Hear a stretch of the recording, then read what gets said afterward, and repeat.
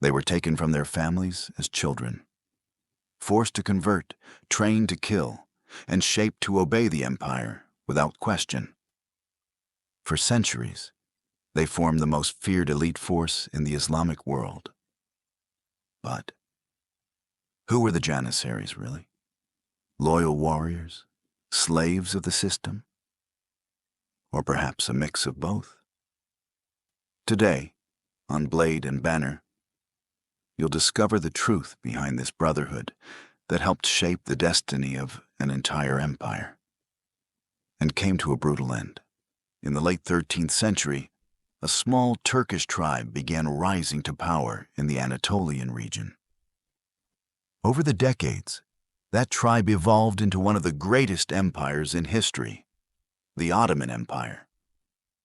During the reign of Murad I, around 1363, the Ottomans realized they needed a permanent, loyal, and highly trained military force, something beyond the regular soldiers who fought for personal gain or local lords. That's when the idea of the Janissaries was born. An elite corps with no local ties, no families, no land, and no ambitions outside of the empire. They would be formed from Christian boys captured from the Balkans, converted to Islam, re-educated, and molded from childhood to serve the Sultan alone. This was the Ottoman solution to maintaining control over a vast, multicultural, and often unstable empire. The result? A brotherhood both feared and respected, one that quickly became the backbone of the Ottoman army. Recruitment happened through a system known as devşirme. Every few years, Ottoman officials would visit Christian villages across the Balkans, in regions like Albania, Greece, Bulgaria, and Serbia, selecting the strongest, smartest boys between the ages of 8 and 18. They looked for youth with potential, healthy, intelligent, physically strong.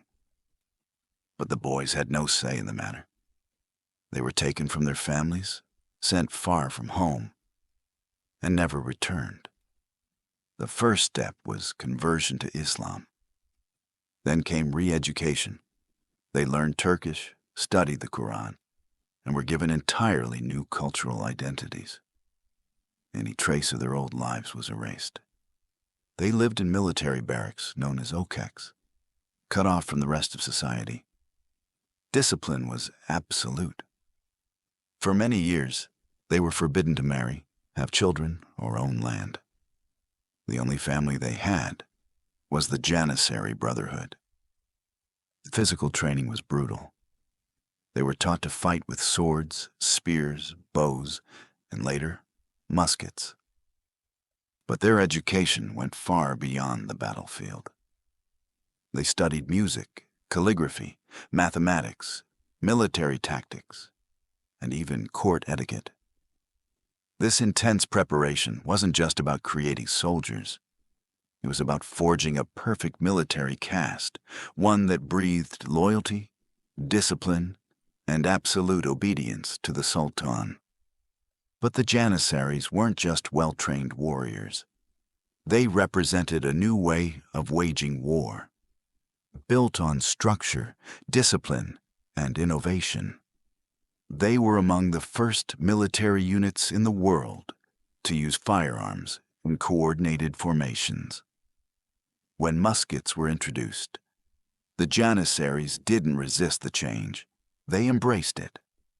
They marched in synchronized lines, firing in waves while rhythmic drums set the tempo of their advance. Still, they never abandoned traditional weapons. They mastered short swords, spears, and daggers. They carried light shields and, at times, wore reinforced armor. Each Janissary belonged to a unit called an orda, similar to a company with its own flag, symbol, and internal hierarchy. There were dozens of these ordas, each with a specific focus: heavy infantry, archers, gunners, and even military musicians. Their presence on the battlefield was intimidating. They advanced in silence, guided by ceremonial flutes and drums, wearing dark uniforms and their signature helmets topped with long white plumes. They were the elite, and they knew it. Wherever the Janissaries appeared, the enemy understood. This was real war. Over nearly 5 centuries, the Janissaries stood at the center of the Ottoman Empire's most ambitious campaigns. They didn't just protect the Sultan, they conquered for him. Their most iconic victory? The Fall of Constantinople in 1453. For weeks, the Ottomans besieged the city. And on May 29th, it was the Janissaries who first broke through the walls, ending centuries of Byzantine rule. The capital of the Eastern Roman Empire fell, and a new era began. Another key moment came in the Battle of Varna in 1444. The Janissaries faced a Christian coalition led by Hungarian and Polish forces. The enemy had greater numbers, but Janissary discipline won the day. They crushed the Christian army and solidified Ottoman control over the Balkans. In 1529, during the Siege of Vienna, the Janissaries reached the heart of Central Europe. Though they failed to capture the city, their message was clear.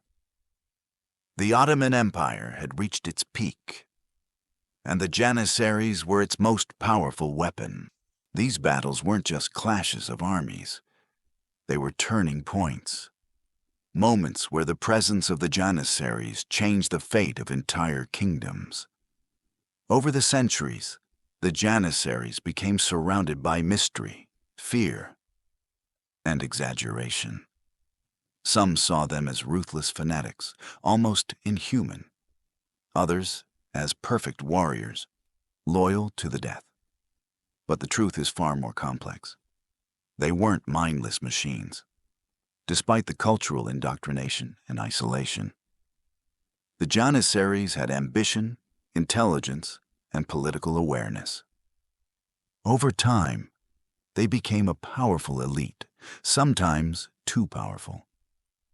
By the 16th and 17th centuries, they were influencing the succession of sultans, organizing rebellions, and even overthrowing rulers they didn't support.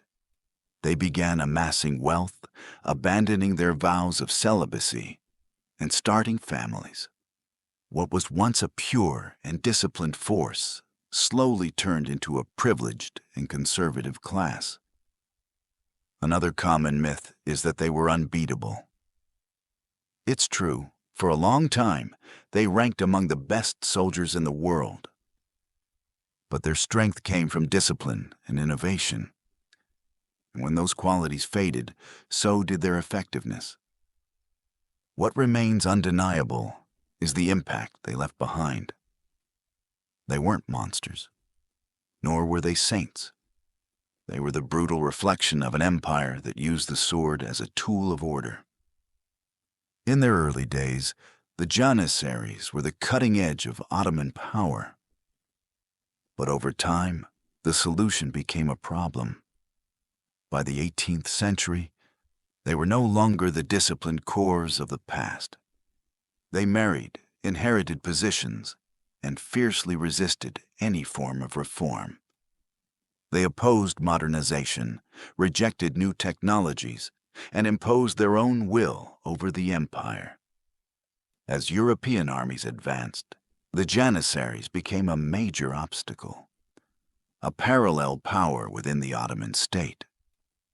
In 1826, Sultan Mahmud II decided to put an end to it. The plan was swift and brutal. Loyal troops surrounded the Janissary barracks in Istanbul. When the first signs of resistance appeared, the Sultan gave the order to strike.